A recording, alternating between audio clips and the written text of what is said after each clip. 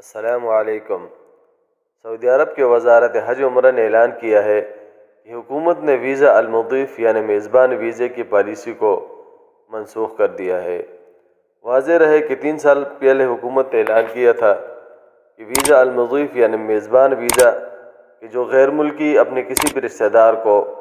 قریبی رشتہ دار کو سال میں 3 دفعہ عمرے پہ بلا سکتا تھا، اس کا اعلان ہوا تھا، اور ایسے ہی سعودی عرب کے شہری بھی کسی غیر ملکی کو اپنے نام پہ اور اپنی میزبانی میں عمرے پہ بلا سکتا تھا۔ تو اب وزارت حج و عمرہ کے ترجمان انجینئر ہشام بن سعید نے اعلان کیا ہے کہ سعودی عرب کی حکومت نے اب اس منصوبے کو منسوخ کر دیا ہے، لیکن امید ہے کہ جلد ہی کوئی اور ایسا اعلان ہوگا کہ جس میں یہ سہولت ہوگی کہ غیر ملکی اپنے قریبی رشتہ داروں کو عمرے پہ بلا سکیں گے، تو اس کا اعلان اور نئی طریقے سے اس کا اجرا متوقع ہے انشاءاللہ۔ سعودی عرب میں رہنے والے غیر ملکی کسی بھی ہنگامی حالت میں اپنی مدد کے لیے پولیس کو کیسے بلا سکتی ہے، جس کا جاننا بہت لازمی ہے کہ عموماً غیر ملکیوں کے ساتھ جب اچانک ہی کوئی مسئلہ ہوتا ہے تو ان کو پھر نمبر یاد نہیں ہوتا، یا ان کو یہ پتہ نہیں ہوتا کہ کس نمبر پہ کس کو کیسے کسی مدد کے لیے بلایا جا سکتا ہے۔ اور دیکھا گیا ہے کہ ڈیروں میں رہنے والوں پہ عموماً لوگوں نے شرطہ یا پولیس کے نام پہ، ان کو تلاشی لینے کے نام پہ ان سے پیسے بھی ہتھیا لیے ہیں، اور ان کے پاس کوئی راستہ نہیں ہوتا کہ کیسے پولیس کو کس طرح بلایا جائے۔ تو آج یہی بتایا گیا ہے کہ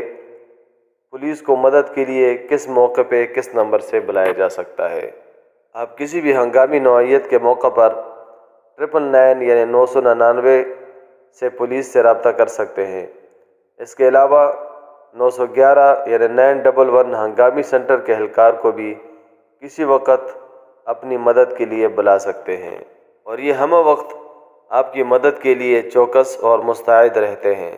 لیکن اگر کوئی ہنگامی حالت نہ ہو تو پولیس اسٹیشن میں کسی بھی گمشدگی یا کسی واقعے کی رپورٹ اپنے قریبی پولیس اسٹیشن میں کروائی جا سکتی ہے۔ تو قریبی ہر تھانے کے استقبالیہ میں کاؤنٹر پہ موجود اہلکار کو اپنے متعلقہ مسئلے کے بارے میں بتا کے پھر وہ آپ کو متعلقہ ڈپارٹمنٹ میں بھیج کے آپ کی رپورٹ درج کروائے گا۔ لیکن اگر کسی کی گاڑی چوری ہو جاتی ہے تو اس کے لیے لازمی ہے کہ گاڑی کا مالک خود تھانے جائے، تاکہ اس امر کا تعین کر لیا جائے کہ جس علاقے میں چوری کی واردات ہوئی ہے اسی علاقے کے تھانے سے رجوع کیا جائے۔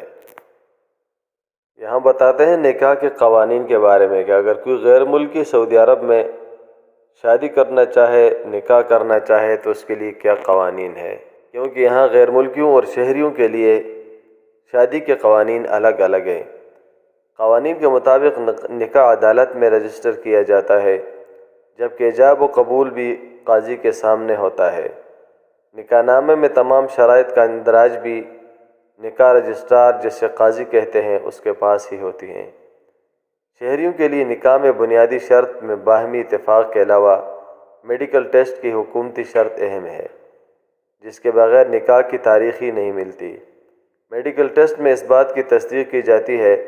کہ جس جوڑے کو رشتہ ازدواج میں باندھا جا رہا ہے ان میں کوئی موروثی مرض تو نہیں کہ جو ان کی نسل میں منتقل ہو۔ ٹیسٹ رپورٹ ملنے کے بعد نکاح کی تاریخ کے لیے کتابہ عدل جہاں نکاح کرایا جاتا ہے ان سے رجوع کر کے تاریخ حاصل کی جاتی ہے۔ سرکاری طور پہ نکاح رجسٹر کیے جانے کے بعد شادی کی تیاریاں شروع کی جاتی ہیں۔ نیچے سبسکرائب کے بٹن پہ کلک کریں، بیل کے آئیکن پہ کلک کیجئے تاکہ ہر نئی ویڈیو کی نوٹیفیکیشن آپ کو مل جائے۔